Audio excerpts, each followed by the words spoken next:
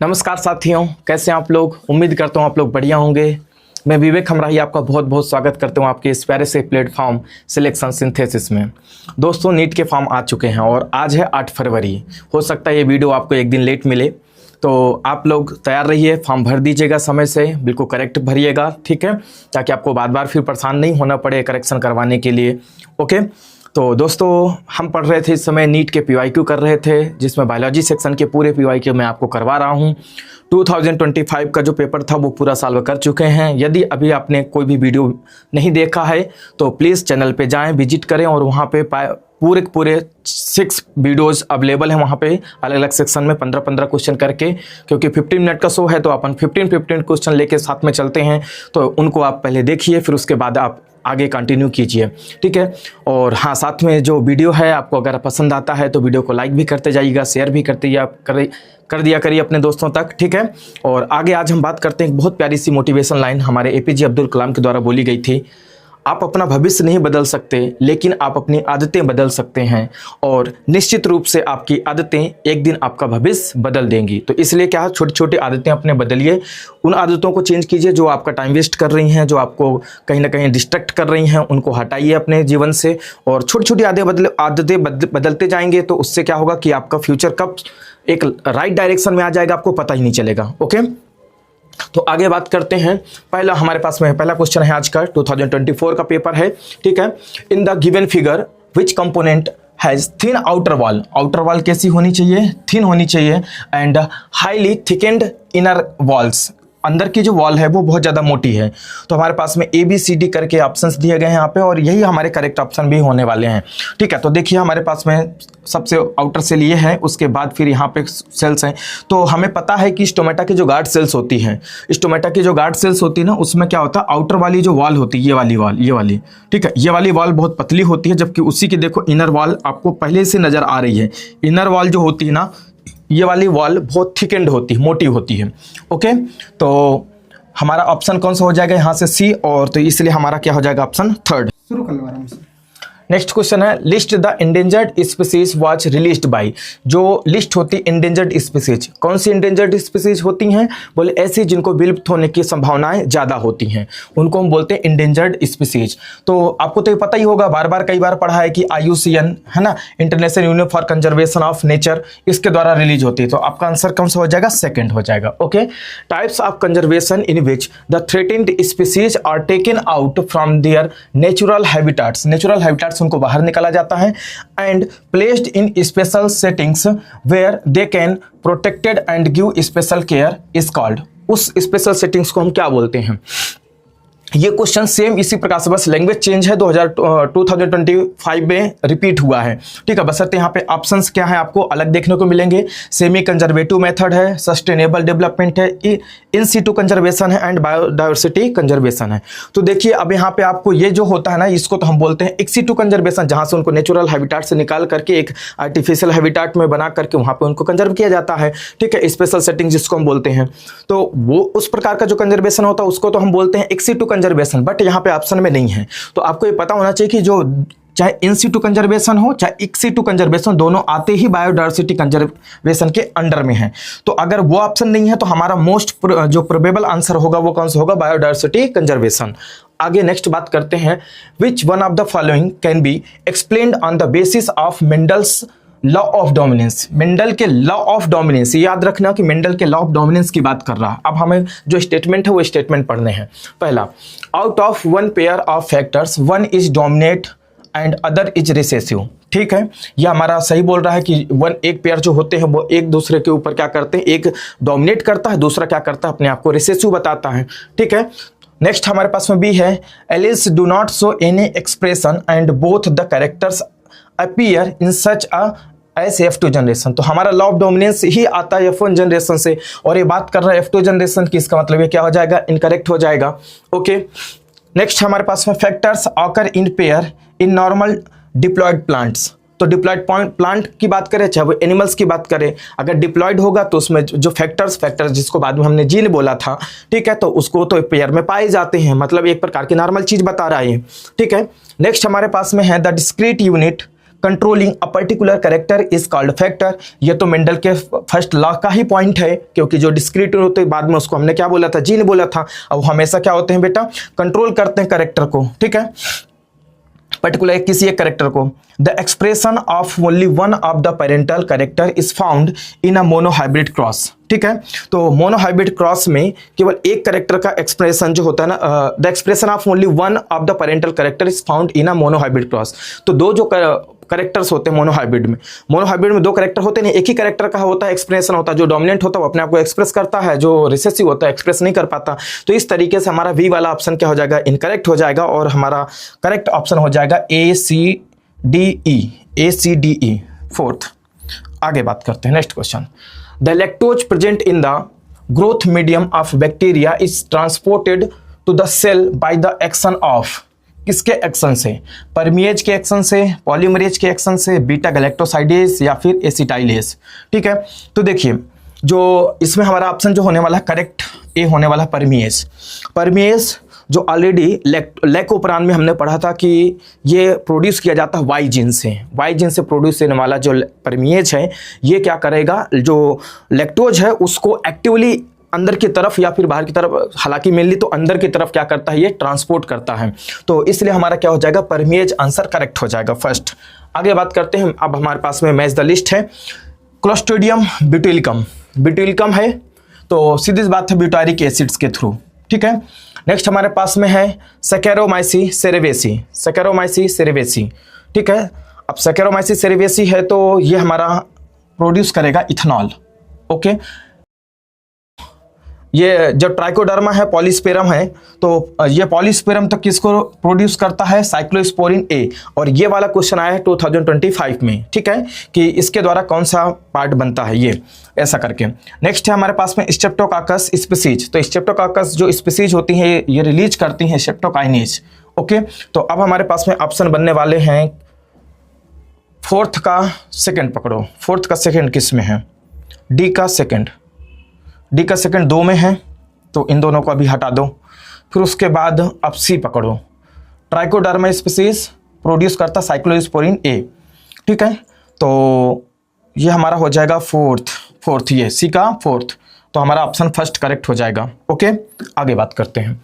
The equation of Verhulst Pearl logistic growth is dN/dt is equal to RN K minus N/K।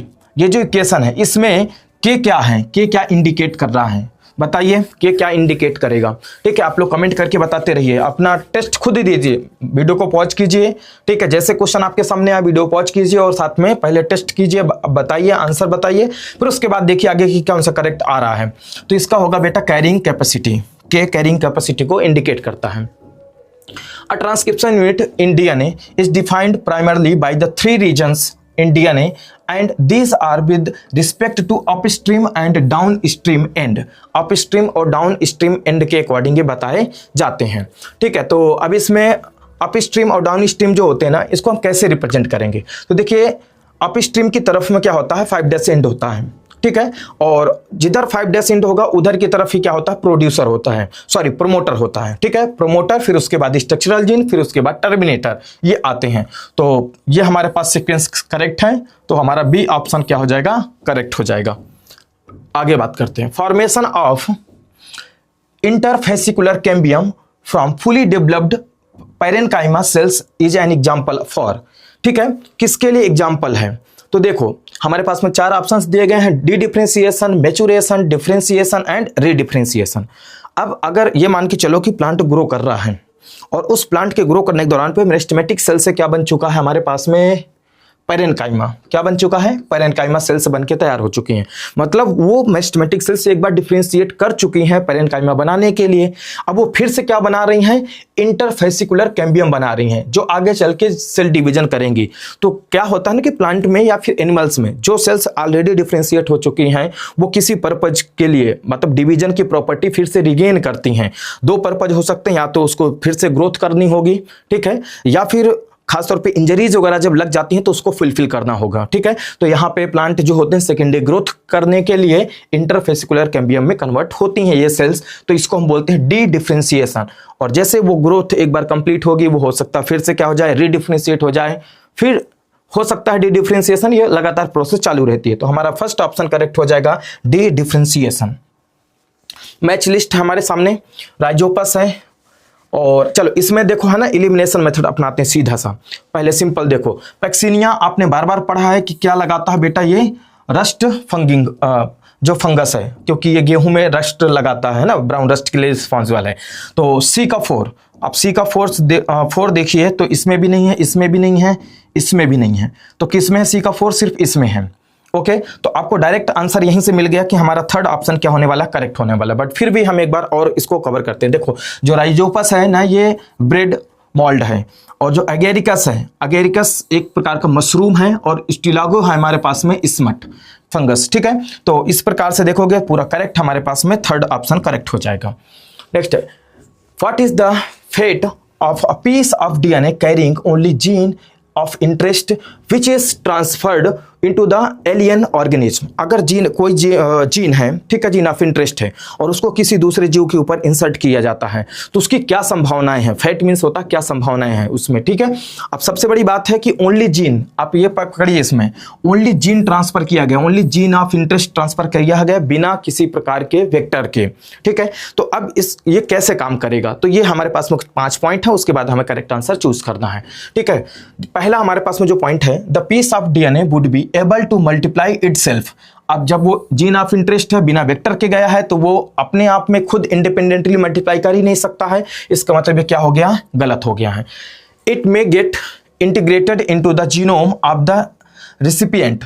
हो सकता है, संभावना है कि हाँ, ये जो जीन हमने उसके अंदर पहुंचाया है, वो उसके जीनोम में ही क्या हो गया हो, रिसिपिएंट के जीनोम में अटैच हो गया, इंटीग्रेट हो गया हो, ठीक है। दूसरा पॉइंट तो हो सकता है हमारा करेक्ट बन सकता है। देखते हैं कितने मल्टीपल्स बन रहे हैं।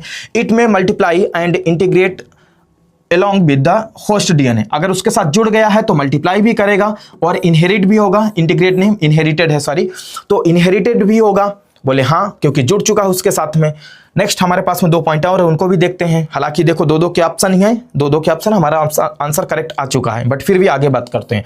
The alien piece of DNA is not an integral part of chromosome, ठीक है। तो जो एलियन डीएनए होता है, अब चूंकि यहाँ पे अटैच हो चुका है, तो उसका तो अब इंटीग्रल पार्ट बन चुका है, वो इनहेरिट हो रहा है, तो इस तरीके से ये वाला पॉइंट भी हमारा क्या हो जाएगा, गलत हो जाएगा।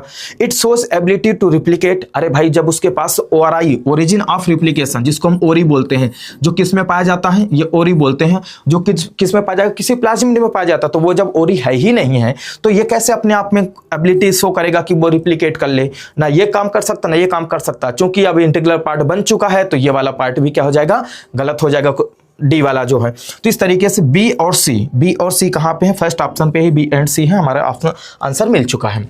मैच द लिस्ट है हमारे पास में, फर्स्ट एंड सेकंड दोनों मैच करते हैं। देखो न्यूक्लियोलस है, ठीक है, उसके बाद सेंट्रियोल है, ल्यूकोप्लास्ट है, गोल्जी अपरेटस है। चलिए तो हम बात करते हैं किससे बात करें, ल्यूकोप्लास्ट। ल्यूकोप्लास्ट क्या होता है बेटा, ये फूड स्टोर करने वाला, फॉर स्टोरिंग मटेरियल्स, जो भी फूड वगैरह बनते हैं प्लांट में, उसको स्टोर करने का काम होता है ल्यूकोप्लास्ट का, ठीक है। एक प्रकार का ये प्लास्टिड होता है। नेक्स्ट है सेंट्रियोल। सेंट्रियोल हमें पता है कि इसका ऑर्गेनाइजेशन जो होता है, ऑर्गेनाइजेशन लाइक अ कार्टव्हील, तो इसका सामने ही करेक्ट हो जाएगा ऑप्शन, ठीक है। अब हमारे पास में यहाँ से अगर मैच करना चाहो तो मैच करो, अदरवाइज और आगे करो। देखो गोल्जी अपरेटस है, गोल्जी अपरेटस क्या होता है, ग्लाइकोलिपिड बनाने की साइट होती है, ग्लाइकोलिपिड बनाने की साइट है। न्यूक्लियोलस क्या है फिर, site for active ribosomal RNA synthesis, ठीक है। तो वो एक्टिव राइबोसोम बनाता है जहां पे न्यूक्लियोलस, हालांकि बाकी दूसरे राइबोसोम भी न्यूक्लियोलस में ही बनते हैं, न्यूक्लियस के अंदर ही बनते हैं। तो चलिए अब हम बात करेंगे आगे करेक्ट कौन सा ऑप्शन होने वाला है। तो डी का फर्स्ट किस में है, 2 में है डी का फर्स्ट, तो ये दोनों तो पूरे कट गए, हटाइए, अरे सॉरी, हाँ ये कट गया, ठीक है, डी का फर्स्ट। अब ए का थर्ड दोनों में है, तो दोनों भी चलेंगे। और बी का सेकंड इसमें है, तो हमारे पास में ऑप्शन थर्ड जो है करेक्ट हो जाएगा। ओके, ऑप्शन थर्ड करेक्ट, ठीक है। Now second, spindle fibres attached to kinetochore of chromosome during anaphase, prophase, metaphase और टेलोफेज, ये 4 आपके पास ऑप्शन दिए गए हैं। तो जो स्पिंडल फाइबर्स होते हैं वो काइनेटोकोर से किस फेज में अटैच होते हैं, ठीक है। तो देखो जो प्रोफेज होता है उसमें तो जस्ट क्रोमोसोम बनते हैं, डीएनए क्या हो जाता है, पैक होता है और बाकी सब चीज़ें गायब होती हैं। तो एनाफेज में तो होता नहीं, प्रोफेज में तो होता नहीं है। अब उसके जस्ट बाद आता है मेटाफेज, जिसमें क्या होते हैं वो जाके स्पिंडल फाइबर्स काइनेटोकोर के साथ अटैच होते हैं और साथ में क्रोमोसोम को खींच खांच के बीचों बीच प्लेट में, मेटाफेज प्लेट में अरेंज करते हैं। तो हमारा क्या हो जाएगा, ऑप्शन 4 जो है करेक्ट हो जाएगा। नेक्स्ट क्वेश्चन है, these are the regarded of, क्या है, these are the regarded as major cause of biodiversity losses. कौन कौन से हैं जो मेजर बायोडाइवर्सिटी लॉस के लिए कारण बन सकते हैं, ठीक है। तो देखिए, ओवर एक्सप्लॉयटेशन करेक्ट है, होता ही होता है, बायोडाइवर्सिटी से लॉस होती है। को एक्सटेंशन, अगर एक स्पीसीज खत्म हो गई है तो उसके ऊपर डिपेंडेंट, पूरी तरीके से जो डिपेंडेंट दूसरी स्पीसीज है वो भी खत्म हो ही जाएगी, तो को एक्सटेंशन भी आ गया। म्यूटेशन से ऐसा कुछ नहीं होता, तो ये हमारा गलत हो जाएगा। हैबिटाट लॉस एंड फ्रेगमेंटेशन, अगर किसी का हैबिटाट ब्रेक कर दो, खत्म कर दो, तो उस केस में, जिसको हम फ्रेगमेंटेशन बोलते हैं, खत्म कर दिया, तोड़ ताड़ के हटा दिया जाए, तो इससे भी बायोडाइवर्सिटी का लॉस होता है। माइग्रेशन से कोई बायोडाइवर्सिटी का लॉस नहीं होता। तो हमारे पास में ए बी डी कहाँ है, A B D, option second क्या हो जाएगा, करेक्ट हो जाएगा। ओके, आगे नेक्स्ट, कोई बात, आज इतने ही क्वेश्चन थे। तो उम्मीद करता हूँ ये वीडियो आपको पसंद आया होगा, ठीक है। अगर आपको पसंद आया है दोस्तों तो वीडियो लाइक कीजिएगा, कमेंट करिए, बताइए थोड़ा कमेंट करके कि आपको वीडियो कैसा लग रहा है, क्या इसमें और इम्प्रूवमेंट हम ला सकते हैं। तो मैं आपके सजेशन के लिए बहुत आपका आभारी रहूँगा। दोस्तों आज इतना ही, thank you and have a nice day.